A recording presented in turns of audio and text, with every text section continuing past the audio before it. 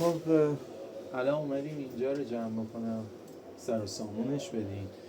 بعد من میخوام کاری که بکنم، میخوام به این سیاری که اینجا نصب کردیم، حالا پاور ماژول بهش میگن، برای این سیارمون یه شاخ بذارم و یه محافظ برق بذارم که تمام این سیستممون رو محافظ دار بکنم.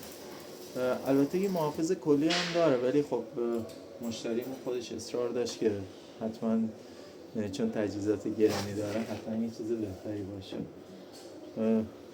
مثلا اون ثابت علمی ببینید.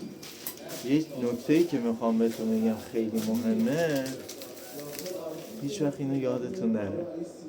همه فنی کارا چون که زورا سر کار این دیر میریم خونه اینا، یه همچین چیزی به دردتون بخوره.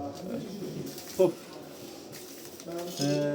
چیزی که هست اینجا میزنم، حالا براتون باز ویدیو میگیرم میذارم، ولی میخواستم چیزی که بگم از دو شاخهای ارتدار استفاده کنید.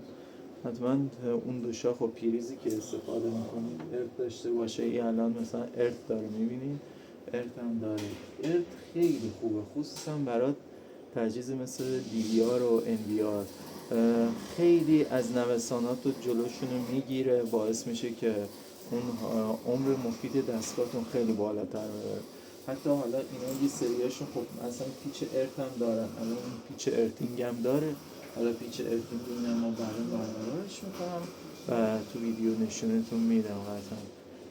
ولی خیلی از نویزها رو میگیره. خیلی تو سیستم‌های آنالوگ وقتی می‌بینید دوربینا نویز دارن، حالا این که شبکه‌سازی تو سیستم آنالوگ حتما ارتو ببندید، خیلی تاثیر میذاره.